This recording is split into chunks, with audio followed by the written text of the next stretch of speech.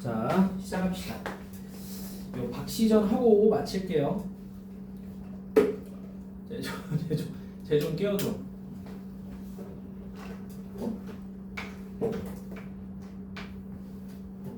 자, 봅시다. 자, 이제 앞부분 줄거리 좀 빨리 읽어볼게, 얘들아. 요 앞에. 자, 조선시대 인조라는 왕 때 박처사가 이상공의 집에 찾아가 아들 시백과 자신의 딸 박씨의 혼인을 청한다. 이상공은 박처사의 신비한 재주를 보고 둘의 결혼을 허락했대요. 잠깐만.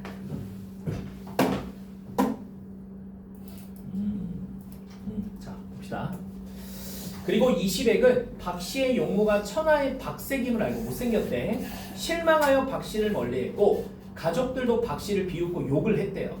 이에 박씨는 이상공에게 청하여 후원에 뭐라 써있냐? 피화당이라는 곳을 짓고, 자, 10이라는 거는 여러분들 여자 하녀야, 하녀. 여자 하인. 자, 개와 함께 산대요. 어질고 현명한 박씨는 병든 말을 키워 재산을 늘리고, 자, 남편 이시백을 장원 급제시키는 등 비범함을 보입니다. 자, 어느 날 박씨는 이상공에게 친정 있는 금강산에 다녀올 것을 청하고, 이상공은 걱정을 하면서도 며느리의 재주를 알고 허락한대요. 자, 그럼 지금 잘 보면 봐봐. 박처사하고 박씨라는 사람은 평범한 사람들이 아니야. 맞지? 지금 굉장히 비범한 사람이야. 능력이 뛰어난 사람들이지. 근데 이 박씨는 외모가 좀 뭐한데? 외모가 좀 떨어지나 봐요. 알겠나요? 자, 그리고 박씨는 개화라는 자신의 시비, 여자 종과 연들 거처하게 됩니다.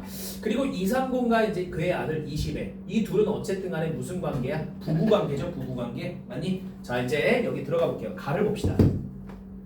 다음날 날이 밝자마자 박씨는 집을 나섰고 피화당 뜰에 나와 걸음을 걷는다 싶더니 어느새 몸을 날려 구름을 타고 자취를 감췄대요. 여기 밑줄 치자.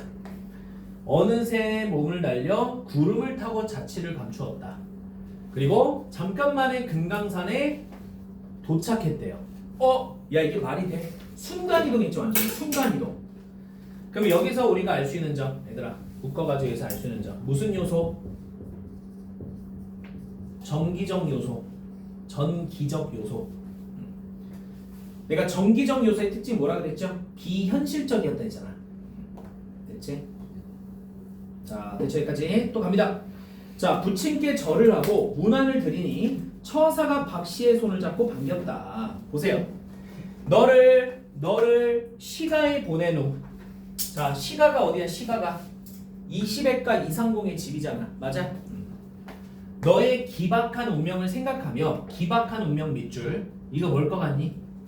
뭐 때문에? 얼굴. 외모 때문에 불행한 운명. 알겠나? 자, 흉한 외모 때문에 자 기박했던 박대받았던 운명을 생각하며 눈물을 흘리지 않은 날이 없었다. 하지만 이는 하늘의 매인 바요 사람의 힘으로 어찌하지 못하는 것이다. 여기 밑줄. 그럼 이거 뭘까? 무슨 세계관이야? 운명론적 세계관을 보여줘요. 그냥 너의 운명이다. 어쩔 수 없다. 따라. 이 소리예요. 자, 이제 너의 애구는 다하였다. 앞으로 내 앞날에 행복만이 무한할 것이다. 오, 이렇게 붙여봐. 이제 너의 애구는 다하였다. 앞으로 네 앞날에 행복만이 무한할 것이다. 그럼 이게 뭘까? 이제 나쁜 일이 생길 거라는 거야? 좋은 일이 생길 거라는 거야? 좋은 일이 생길 거라는 암시지? 맞아? 그래서 이거는 긍정적 암시야. 긍정적인 암시야. 복선이라는 거예요. 긍정적인 암시. 됐습니까? 오케이. 자, 너무 슬퍼하지 말고 잠깐 쉬다 가거라. 내 이달 15일에 너의 시댁으로 갈 것이니라. 자, 이제 내려갑니다. 자, 보세요.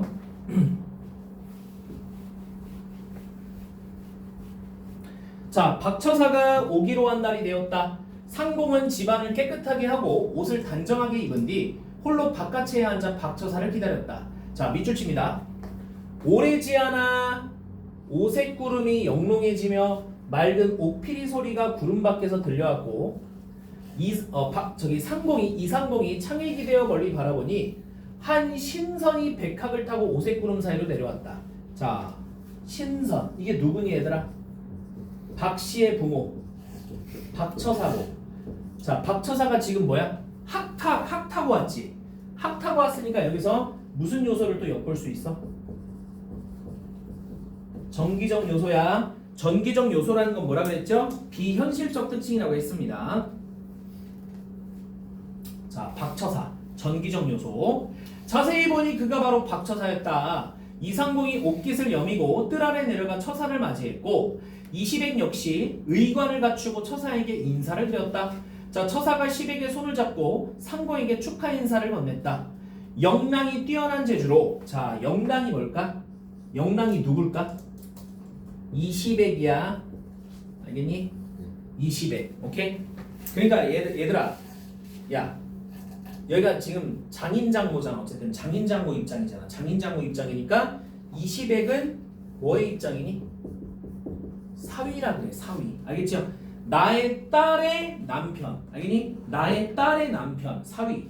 자, 그러면 영랑은 뭔데? 자기보다 아랫사람이지. 아랫사람인데 이걸 좀 높여 부르는 표현이야. 알겠냐? 자, 영랑이 그대께서 뛰어난 재주로 과거에 급제했으니 이 같은 경사는 다시 없을 줄 압니다. 그간 제가 시골에 있는 관계로 아직 축하 인사를 드리지 못했습니다. 이상공이 술과 안주를 내어 대접하며 박처사와 함께 그간 만나지 못한 회포를 풀었다. 자, 내려갑니다. 여기. 자, 하루는부터 이제 볼 거예요. 자, 하루는 처사가 후원으로 들어가 딸을 불러 앉혔다. 이 딸이 누구야? 박씨다. 자, 너의 애군이 다 끝났으니 누추한 허물을 벗어라. 자, 밑줄 쳐요. 허물을 벗고 변화하는 술법을 딸에게 가르친 뒤 말하였다. 그럼 여기서 또 마찬가지 무슨 요소? 전기적 요소죠. 맞지? 말이 되냐고. 술법, 외모면신하는 술법이 어디 있어요? 자, 허물을 벗거든 버리지 말고 시아버지에게 옥으로 된 함을 짜달라고 해서 그 속에 넣어두어라. 자, 그러고는 딸과 함께 이야기를 나누다가 밖으로 나와 이상공에게 작별 인사를 드렸고 이상공이 못내 섭섭해함을 만류했지만 박처사는 듣지 않았다. 할 수 없이 한 잔 술로 작별을 구하고 문 밖으로 나가 전송했대요. 데려줬대요. 자, 그날 밤 박씨는 몸을 깨끗이 씻은 뒤 둔갑술을 부려 허물을 벗었대요. 둔갑술을 부려 허물을 벗었대. 그럼 뭐가 변화됐겠어? 박씨의 외모가 변화됐겠지? 자, 날이 밝은 후 박씨는 개화를 불렀다. 개화가 누구였죠? 여기 박씨의 종이야. 박씨의 여자 노비라고. 알겠지? 갑니다. 자, 개화가 들어가 보니 전에 없던 절세가인 별표. 자, 절세가인이 뭐라 그랬어요? 미녀. 알겠지? 자, 미녀가 있었고 여인의 얼굴은 아름답기 그지없었고 그 태도는 너무나 신비스러웠다. 자, 월궁항하나 무산선녀라도 따르지 못할 듯 했고 서시와 양귀비도 미치지 못할 정도였다. 자, 굉장히 아름답나 봐요. 자, 그러면 오른쪽에 83페이지 보입니까? 자, 1번 좀 같이 가봅시다. 자, 이건 좀 같이 풀게요. 자, 이와 같은 글의 특징으로 알맞지 않은 거야, 얘들아. 이와 같은 글이 무슨 글이야? 고전소설이야. 알겠니? 그러면 고전소설의 특징이 아닌 것은, 자, 5번부터 볼게. 작품 밖의 서술자가 사건을 전개하는 전지적 작가 시점이다. 얘들아, 칠판 봐봐. 지금 이 박시절을 보니까 등장인물에 나가 있어, 없어? 없지. 맞아? 그럼 이건 1인칭이야, 3인칭이야? 3인칭일 수밖에 없고 등장인물의 심리 묘사도 강하게 하고 있어. 맞아? 그러니까 3인칭 무슨 시점? 전지적 시점이게 되는 거야. 그래서 5번 맞고 4번 주로 권선징악을 주제로 하며 행복한 결말을 맺는다. 4번에 별표 쳐봐요. 자, 흔한 고전소설의 뭐야? 특징이에요. 대부분의 고전소설은 권선징악과 행복한 해피엔딩이에요. 100%까지는 아니지만 대부분. 알겠니? 자, 3번 평면적이고 전형적인 인물이 등장하는데 평면적이고 전형적인 인물이 뭘까? 처음부터 끝까지 인물의 성격은 잘 변하지 않아. 외모 변했잖아요. 성격이 변한 거야? 외모가 변한 거야? 외모가 변한 거지. 성격 변화가 아니야. 알겠지? 자, 그리고 어떤 인물은 그 시대를 대표하는 인물이야. 그래서 이런 걸 평면적이고 전형적인 인물이라 그래. 오케이? 그럼 반대말 써줄게. 저거 반대말이 뭘까, 얘들아? 반대말? 입체적이고 개성적이라 그래. 써놔. 평면적이고 전형적인 인물의 반대말은 입체적이고 개성적이야. 입체적 개성적은 뭘까? 시대와 다르게 독립적이거나 사건이 전개될수록 성격이 변화하는 거야. 알겠니? 자, 그럼 잘 들어. 지금 우리가 배우는 거는 현대소설이야, 고전소설이야? 고전소설이지. 어? 그러면 고전소설의 대표적인 특징은 뭐야? 여기 써 있는 3번에 평면적이고 전형적이야. 알겠니? 입체적 개성적은 현대소설의 주요 특징이야. 알겠죠? 자, 2번. 전기적 성격, 비현실적 성격이 강하게 드러난다. 2번 맞죠? 1번. 쌤이 아까 뭐라 그랬어요? 필연적이야, 우연적이야? 우연적 특징이 많다 그랬잖아. 1번이 적다. 2번. 이 글의 인물에 대한 설명 중 알맞지 않은 것. 박처사와 그의 딸 박씨는 모두 비범하다. 맞죠? 자, 이상복은 박처사와 박씨의 재주를 알고 있다. 맞습니다. 박씨는 가족들과의 갈등으로, 잠깐 보세요. 여기서 가족들과의 갈등은 뭐야? 얘들아 봐봐. 자, 박씨는 당연히 부모인 박처사로부터 어때? 예쁨은 받지. 근데 박씨가 못생겼기 때문에 이시백과 이상봉으로부터 어때? 능력은 인정받았지만 약간 갈등이 있었어. 멀리했다고. 알겠니? 그래서 3번도 맞아. 3번도 맞아. 박처사는 앞으로 일어날 일을 미리 알려주는 역할을 한다. 자, 5번. 잘 들어. 이시백은 남편이야. 남편 이시백은 자신보다 재주가 뛰어난 부인 박씨를 시기했니? 박씨를 멀리한 이유는 그녀의 능력 때문이야? 그녀의 외모 때문이야? 외모 때문이었잖아요. 기억나죠? 그러니까 외모가 변신됨으로써 갈등이 어떻게 돼? 해소될 거란 말이야. 그래서 5번이 정답이야. 자, 그 다음 3번. 박씨의 변신과 관련 있는 한자성어. 2번이야. 황골탈태 들어봤어요? 황골탈태? 사람이 보다 나은 방향으로 변하여 전혀 딴 사람이 돼버린다. 그런 뜻이야. 좀 알아두세요. 황골탈태 2번입니다. 사람이 보다 나은 방향으로 변하여 딴 사람처럼 변해버린다. 자, 그 다음 4번. 라에 나타난 사건의 기능입니다. 여러분들 라를 잘 보세요. 라는 박씨가 이제 절세 가인, 뛰어나게 아름다운 여인으로 변신하는 대목이야. 오케이? 그러면 가족들과의 갈등이 더 강화되겠어? 해소되겠어? 자, 박씨가 가족들과 갈등이 있었던 건 뭐 때문이었다고? 외모 때문이었지? 그럼 외모가 예뻐졌으니까 갈등이 어떻게 되겠어? 해소되겠지 얘들아. 그럼 4번 보세요. 가족들과의 갈등이 해소되는 계기가 된다. 정답이죠. 자, 4번입니다. 4번에 4번. 자, 5번. 알맞지 않은 것은 빨리 A 봐보세요. 자, A는 뭐랍니까? 의관이죠? 여러분들 의관 뭔지 아세요? 의식주 할 때 의인데 입고 있는 뭐야? 입고 있는 옷 말하는 거야. 그러니까 1번은 맞다. 자, 그럼 B 영랑. 영랑이 뭐라고 했어? 남의 아들을 낮춰 부르는 거야? 높여 불러주는 거야? 높여 부르는 거야. 오케이? 자, 그래서 2번이 틀렸다. 높여서 일컫는 말이에요. 3번. C. 정담이라는 정답게 주고받는 담화, 이야기라는 거예요. 3번. 마음속에 미안하다. 4번부터 볼게. 그러면 4번 정답게 주고받는 이야기. 정답. 맞습니다. 그러면 C. 회포라는 게 뭔 줄 알아? 마음속에 품은 생각이나 정이래. 그 다음에 2. 절세간이라는 것은 뛰어나게 아름다운 여인을 의미합니다. 그래서 정답은 2번이다. 넘어가 보세요. 자, 박시전 2를 갑니다. 박시전 2. 자, 2를 가볼게요. 내려봐요. 자, 봅시다.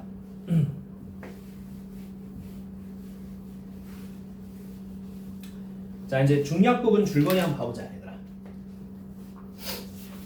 자, 청나라는 우리 조선을 침략할 계획을 세우고 공주 기룡대를 보내 임경업과 이시백을 살해하려 했으나 박씨의 활약으로 실패한다. 자, 봐봐. 청나라는 조선을 침략할 계획을 세웠고 이시백을 살해하려 했으나, 자, 이시백이 누구예요? 박씨의 뭐야? 남편이지? 자, 박씨의 활약으로 실패한다. 역시 박씨는 평범한 인물이 아니지. 그래서 청나라 왕은 용골대 형제를 보내. 청나라 군인들이야, 군인들. 알겠지? 자, 형제를 보내 조선을 침략하게 한다. 자, 조선은 속수무책으로 당하고 남한산성으로 피신해 있던 인조 임금은 용골대 공격이 결국 항복한다. 이게 실제 역사야. 실제 역사. 어쨌든 이 소설은 약간 허구지만 사실을 기반으로 만든 소설이야. 알겠니? 자, 한편 용울대는 피와 당을 공격하다 박씨에게 죽음을 당하고 밑줄 쳐. 한편 용굴대 형제 용굴대는 피와 당을 공격하다가 박씨에게 죽음을 당하고 박씨. 자, 형 용굴대는 동생의 원수를 갚으려 했지만 박씨의 도술에 보세요. 형 용굴대는 동생의 원수를 갚으려 했지만 박씨의 도술에 당해 낼 수 없어 퇴군하기로 한다. 도망가기로 한다는 거야. 오케이? 그러니까 이 박씨는 이 소설의 어떤 존재야? 영웅 같은 존재야. 알겠니? 그러면 실존 인물일까? 박씨는? 임경업, 이시백, 임금, 용골대 이건 다 실존 인물들이야. 근데 박씨는 실존 인물일까? 아니야. 알겠어? 가상의 인물이라고. 그럼 이런 소설을 왜 지은 것 같아? 이런 영웅이 나타났었으면 좋았겠다 이거야. 이해가 안 나? 그럼 실제 전쟁에선 패했지만 일종의 민중들의 보상심리 같은 소설이라고요. 알겠죠? 자, 이제 가봅시다. 여기 밑에. 자, 용골대가 모든 장졸들을 뒤로 물린 후 왕비와 세자 대군을 모시고 장안의 재물과 미녀를 거두어 진의 나라로 돌아갈 채비를 꾸렸다. 자, 오랑캐들에게 잡혀가는 사람들의 슬픈 소리가 장안을 진동했다.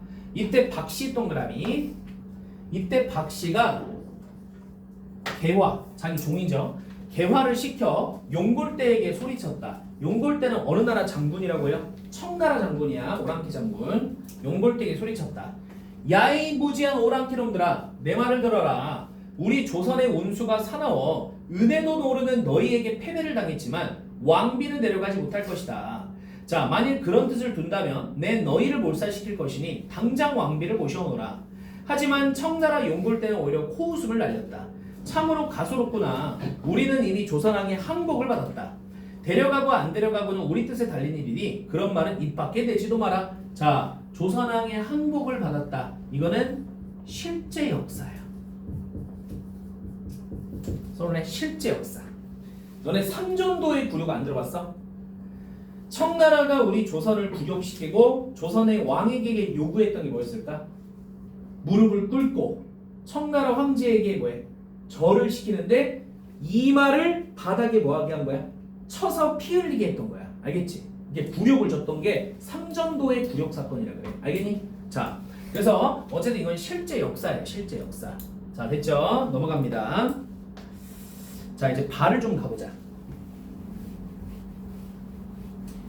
자, 이렇게 청나라 용골대가 욕설만 무수히 퍼붓고 듣지 않자 자, 개화가 다시 소리쳤다. 자, 개화 뒤에 누가 있어 얘들아? 박씨가 있는 거야. 알겠지? 자, 너희의 뜻이 진실로 그러하다면 이제 내 재주를 한 번 더 보여주겠다. 자, 개화가 주문을 외자 문득 공중에서 두 줄기 무지개가 일어나며 모진비가 천지를 뒤덮을 듯 쏟아졌고 뒤이어 얼음이 얼고 그 이후로는 흰눈이 날리니 오랑캐 군사들의 말발굽이 땅에 붙어 한 걸음도 옮기지 못하게 됐다. 자, 그제야 용골대는 사태가 예사롭지 않음을 깨달았다. 자, 그럼 이 A에다가 뭐 쓰셔야 되겠어요? 무슨 요소? 정기적 요소 써야죠. 말이 됩니까? 무지개가 일어나며 모진 비가 쏟아졌고 그 뒤어 그 비가 얼음이 돼버리고 그 다음에 흰눈이 날렸대. 응? 말이 안 되잖아. 그제? 굉장히 비현실적 요소가 되죠? 도수를 부리고 있잖아요 지금. 자, 당초 우리 왕비께서 분부하시기를 장안에 신비스러운 것이 있을 것이니 20에게 후원을 범치 말라 하셨는데 과연 그것이 틀린 말이 아니었구나. 지금이라도 부인에게 빌어 무사히 돌아가는 편이 낫겠다. 이 부인이 누구니?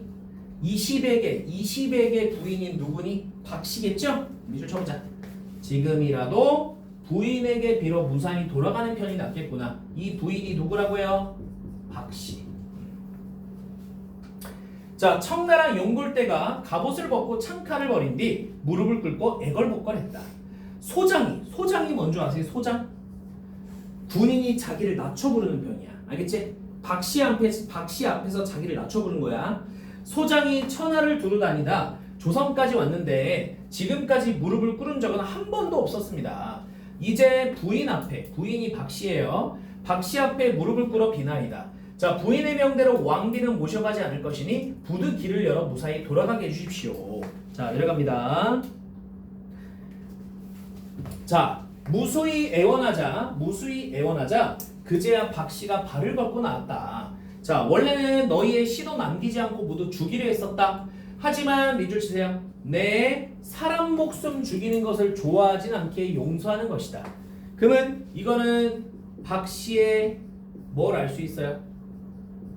평소 품성을 알 수 있겠죠? 박씨의 인품을 알 수 있겠지? 박씨는 살생을 좋아합니까? 아니겠죠? 자, 네 말대로 왕비는 모셔가지 마라. 너희가 부득이 세자와 대군을 모셔간다면 그 또한 하늘의 뜻이기에 거역하지 못하겠구나. 자, 여기 밑줄. 너희가 못하겠구나. 묶어주시고 세자와 대군의 동그라미 쳐봐. 이것도 실제 역사야, 얘들아. 다시 말하지만 이 박시전은 자 사실을 기반으로 허구로 만든 소설입니다. 오케이? 실제로 병자호란 이후에 자 봐봐 쓰지 말고 자 병자호란은 어느 나라가 쳐들어왔다 그랬죠?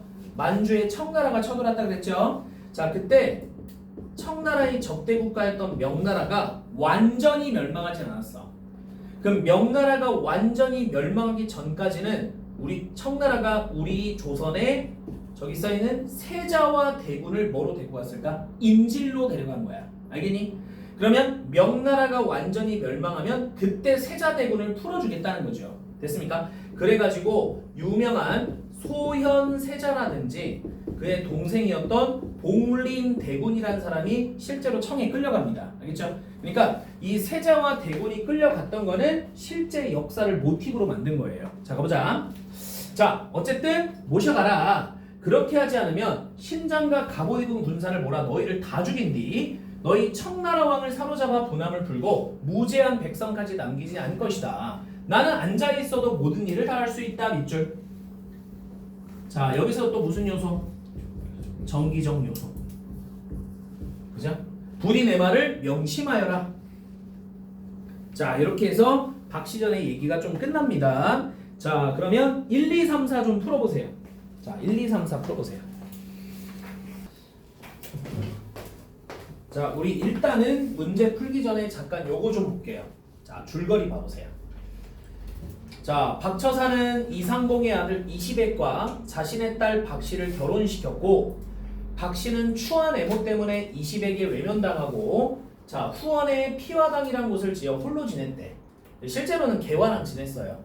자 박씨는 재산을 늘리고 이시백의 장원급제를 돕는 등 비범함을 보였는데 어느 날 애곤이 다하여 허물을 벗고 절세 미인이 됩니다. 한편 청나라 공주 기룡대가 이시백을 암살하려 했지만 박씨가 이를 예견하여 저지했대요. 이후 청나라가 조선을 침공하고 조선은 항복했고 청나라 장수 용울대는 피화당을 공격하다가 박씨에게 죽고 이를 복수하려던 형 용울대 역시 박씨의 도술에 무릎을 꿇습니다. 왕비를 구하고 청나라 군사들을 물리친 박씨는 공로를 인정받아 정경 부인에게 봉해지고 여생을 행복하게 산대요. 그럼 봐봐 얘들아. 여기서 뭐 할 수 있어? 권, 선, 징, 악이지. 맞지? 청나라가 악이잖아. 악. 또 뭐 할 수 있어? 불행한 결말이야? 행복한 결말이야? 행복한 결말 아니야? 맞죠? 행복한 결말 알 수 있다는 거야. 알겠니? 이게 흔한 고전소설의 특징이다. 흔하다는 건 여러분들 100%는 아니라는 거예요. 오케이? 전형적인 특징이라는 겁니다. 자 내려가 볼게요. 그 다음에 이 작품의 의의를 좀 볼까요? 자 봅시다. 자 이 1번 봐봐. 중요한 거 나왔어. 실제 역사인 병자호란의 패배를 문학에서나마 보상받음으로써 우리 민족의 자부심을 높이고자 했대. 알겠지? 그러니까 아까 내가 무슨 심리라고 그랬어? 보상심리. 알겠니? 자, 두 번째. 여성 영웅을 등장시켜서 남성 중심 사회에 대한 도전의식을 드러냈대. 여기 밑줄 쳐볼까? 자, 지금 우리가 배우는 이 소설의 시대적 배경은 어느 시대일까? 조선시대거든 얘들아. 조선의 중심 사상이 뭐예요? 성리학적 유교라고 그래요. 알겠니? 다시 조선의 중심 사상이 뭐라고? 성리학적 유교라고 그래. 일명 성리학. 조선의 중심 사상 성리학에서는 뭐를 지향할까? 뭐를 가정의 이상적인 질서로 볼까? 가부장제야. 가부장제. 남자인 가장이 모든 것들을 결정하는 걸 이상적인 가족의 질서로 봤어. 알겠니? 그러면 하나 물어보자. 너희들 추론을 잘해봐. 조선 후기 때 우리나라에 중국을 통해 천주교가 들어오거든. 천주교는 남녀평등, 인간평등을 중요시해. 그러면 처음에 천주교 들어왔을 때 남성 신도가 많았을까? 여성 신도가 당연히 많았을까? 여성 신도지. 조선의 여러분들 성리학은 남자 중심의 사회잖아. 근데 천주교는 남녀 평등을 지향한단 말이야. 그러니까 당연히 여성 신도들이 많을 수밖에 없었던 거야. 알겠지? 오케이? 자, 그러니까 이러한 조선의 남성 중심 사회에 대한 무슨 의식을 드러낸다? 도전 의식을 드러낸다. 알겠니? 그래서 여성의 영웅 소설입니다. 그다음 또 청나라 침략에 대해 실제 무능한 모습을 보였던 지배층에 대한 비판. 맞아. 실제 역사에서는 청나라 침략에 대해서 지배층의 모습은 되게 무능했어요. 응? 무능했다고. 그럼 이걸 뭐 한 거야? 박씨라고 하는 허구의 영웅을 나타내가지고, 그죠? 일종의 드러낸 거야.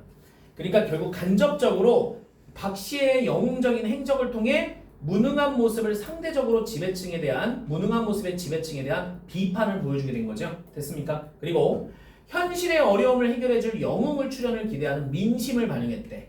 자, 영웅이 출연했으면 좋겠다는 그 민심이 이 소설에 반영돼 있다는 거야. 자, 그리고 인간을 능력보다는 밑줄 외모로 평가하는 세태를 비판했대. 됐니? 자, 그래서 외모 지상주의가 보인다 여기서. 자, 그다음에 여성 영웅 소설이 등장. 자, 조선 언제래요? 후기입니다. 별표. 조선 후기 때 실학 사상의 영향으로 여성들의 의식이 성장하여 자, 적극적인 여성의 모습을 지향하게 된 밑줄. 그리고 남성보다 우월한 여성의 등장을 통해 당시대 남성 중심의 사회에 대한 비판의식을 드러냈다. 됐습니까? 다시 말하면 조선이란 나라가 가부장제를 지향했기 때문에 이에 대한 무슨 의식을 드러냈다는 거야? 비판의식을 드러냈다는 겁니다. 알겠죠? 자, 이제 문제 좀 풀어봅시다 우리. 자, 1번 보세요. 자, 이 글에 대한 설명 중 알맞지 않은 것. 용골 때의 태도 변화가 나타난다. 맞아요? 틀려요? 맞지? 처음에 박씨를 무시했잖아. 근데 박씨가 도수를 부리니까 잘못했다고 하고 있죠. 2번 능력이 출중한 여성 영웅이 등장한다. 맞죠? 박씨. 자, 이거 3번 살인을 싫어하는 박씨의 인물됨이 드러나 있다. 어디 있었어요 아까? 하지만 내 사람 목숨 죽이는 것을 좋아하지 않기에 나와 있잖아요. 그 다음에 청나라 군사들에게 세자화대군이 끌려간 역사적 사실이 반영되어 있다. 맞지? 얘들아 4번에 별표 쳐봐. 내가 얘기했잖아. 실제 역사들이 좀 반영이 돼 있다고. 그 중에 소현세자와 복림대군이라는 사람이 끌려갔다 그랬잖아요. 자, 5번 세자와 대군을 구출하지 못한 것은 박씨의 능력에도 한계가 있음을 보여준다. 이게 틀린 거야. 능력에 한계가 있는 게 아니고 실제 이 소설의 역사적 사실을 일부 반영시킨 거야. 알겠니? 소설의 특징입니다. 그래서 5번이 틀렸다. 자, A에서 두드러진 고전소설의 특징으로 적절한 것은 자, 아까 A가 무슨 요소라 그랬죠? 전기적 요소. 그러면 전기적 요소는 뭐라 그랬어? 우연적이고 비현실적이라 그랬습니다. 그럼 몇 번이 정답이겠어요? 4번. 이건 쉽잖아. 그럼 1번은 왜 안 되는데요?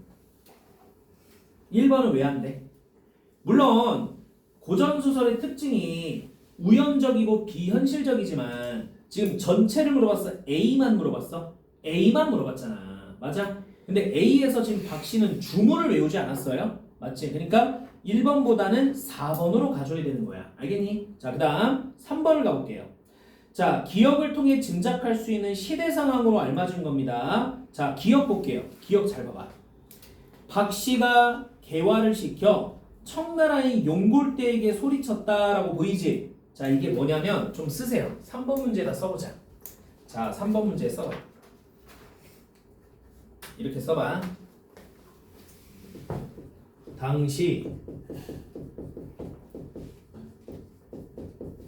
조선시대에는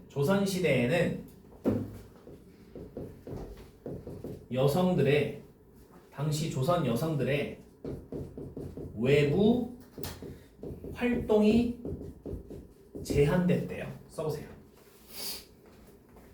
3번에다가